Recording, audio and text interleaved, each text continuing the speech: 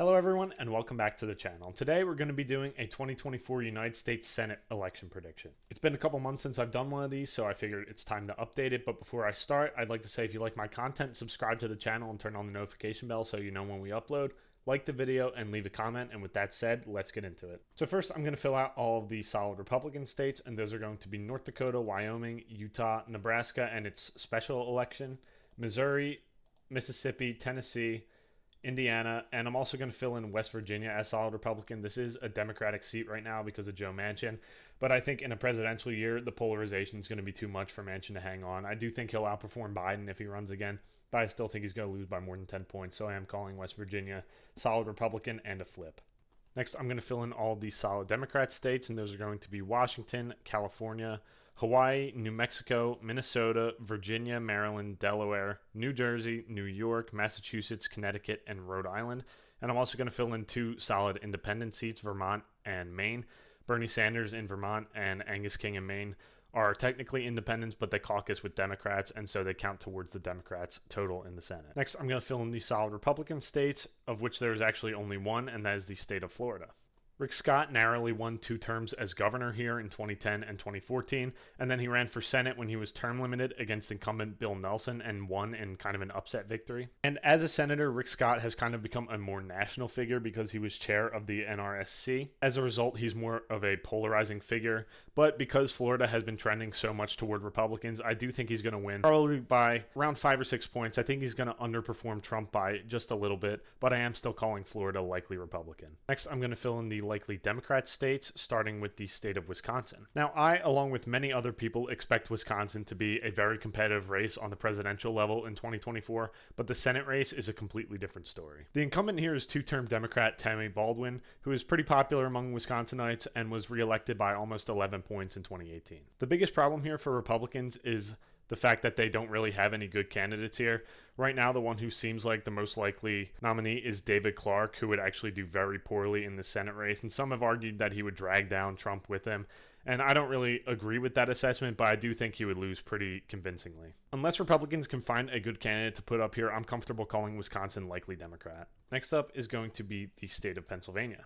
The Democratic incumbent Bob Casey is running for a 4th term in Pennsylvania, and just like Baldwin in Wisconsin, he is very popular.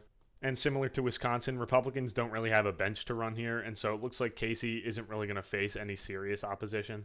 Unlike Wisconsin, however, Pennsylvania Republicans don't look like they're going to put up a really bad candidate, especially since Doug Mastriano said he's not going to run for Senate. It's most likely Republicans are going to put up Dave McCormick, who isn't a terrible candidate, but he's definitely not strong enough to beat Bob Casey. So I do think Pennsylvania is likely Democrat. All right, now with all the likely and solid states filled in, we have 49 Republicans and 45 Democrats, counting the independents. Assuming Joe Biden is reelected, Republicans are going to need 51 to hold the majority, and Democrats are going to need 50 to hold the majority. Now I'm going to cover the 6 toss-up states that are remaining, going from west to east, starting with the state of Nevada.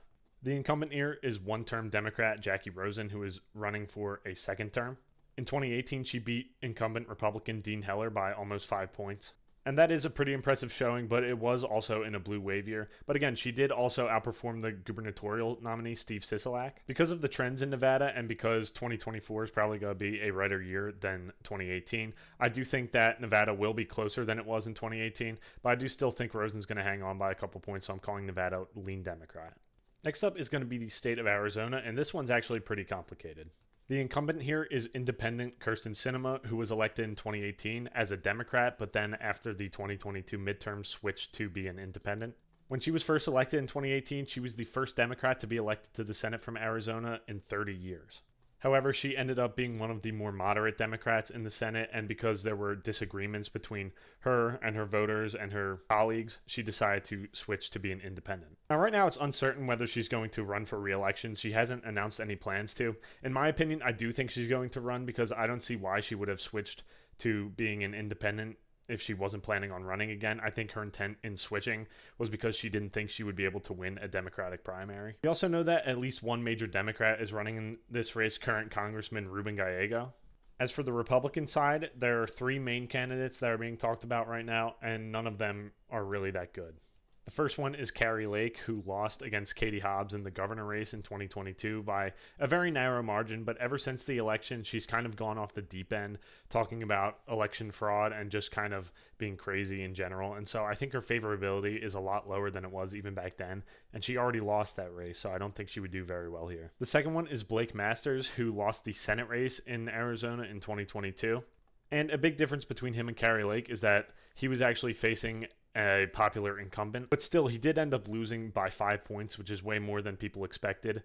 And he probably would at this point do better than Kari Lake just because she's, like I said, gone off the deep end and is a lot less popular than she was back in 2022. But I still don't think he'd do that well in this election. The third one is the current sheriff of Pinal County, Mark Lamb. And just because he's a lot more generic of a Republican and less known than Kari Lake and Blake Masters, I do think that he would perform better than them. And because there's so much uncertainty in this race, it's way too early to actually call it. So right now I am calling it lean Democrat, but I do think there's so many factors that this probably won't hold up very well. Next up is going to be the state of Montana. Right now, Montana is held by three-term Democrat Jon Tester, and this is one of Republicans' main focuses to try to flip the Senate. Montana, as many of you probably know, is a very Republican state, and in 2020, Donald Trump won the state by 16 points. Now, the hope that Democrats have here in 2024 relies on two things. One, Jon Tester historically has been a huge overperformer. In 2012, he won while Mitt Romney carried the state over Obama by double digits. And two, they're relying on Montana shifting away from Trump in 2024. As I mentioned, in 2020, Montana voted for Donald Trump by 16 points. In 2016, Montana voted for Trump by 20 points. So it shifted 4 points towards Biden in 2020. Democrats are hoping that Biden can replicate that swing again. And they think that if Biden only loses the state by 12 points, Jon Tester could potentially outperform Biden by 12 points and narrowly hang on. In my opinion, this is very unlikely. I did mention earlier that in 2012, Jon Tester won while a Republican won the state on the presidential level. But in 2024, that's going to be a lot different because the country is a lot more polarized now, and that does apply to Montana too. A lot of people are also saying that Congressman Matt Rosendale is going to give Tester an easier time of winning because Rosendale lost to Tester in 2018. But because it's a presidential year and because Matt Rosendale has more name recognition now that he's been the congressman for Montana, I do think that he's going to perform better than he did in 2018. Plus, in the past, when Jon Tester has won, there has been a lot of third-party turnout on the ballot. I think you could potentially see a third party here, but I don't think it's going to be enough to affect the race. I do think that Jon Tester is probably going to lose. I think he's going to outperform Joe Biden by a decent margin, but I do still think Montana is going to flip, so I'm calling it lean Republican. Next up is going to be the state of Texas. This race is one that Democrats think could possibly save their Senate chances because West Virginia is basically an auto flip, and most people have admitted that by now. If Republicans do pick up West Virginia, which they probably will, and also pick up either Montana or Ohio, that means they automatically keep the Senate. If Republicans pick up West Virginia, which they probably will, and then also pick up either Montana or Ohio, they automatically win the Senate back because that's a net gain of 2, which would put them at 51 as long as they hold on to everything they currently have. For Democrats, that means they have to target Texas, which is a left-trending state, and if they do pick up Texas, that means Republicans would have to win all 3 of West Virginia, Ohio, and Montana to take back the Senate. And it's true that Texas will probably be competitive because the incumbent here is Ted Cruz, who is a 2-term senator now. And in 2018, when he was reelected, he was only reelected by about a 2-point margin, which was extremely close and a lot closer than a lot of people expected. That being said, the stars did kind of align for Democrats in Texas that year. Beto O'Rourke was a great candidate to run against Ted Cruz. He was perceived as a moderate, and he was very popular among Texans. That was also, like I mentioned earlier, in the midst of a nationwide blue wave. While I do expect Texas to be competitive because the factors here are better for Ted Cruz this time around, I do think he's probably going to improve upon his 2018 margin. I think he'll probably outperform Trump by a very small amount, so I am calling Texas lean Republican. Next up is going to be the state of Michigan. It seems like Democrats are probably going to nominate Elissa Slotkin here, who is currently a congresswoman from the state of Michigan. And she's a decent candidate. She's not super progressive, but she's also not super moderate. She's just kind of a generic Democrat, but I think she fits well for Michigan.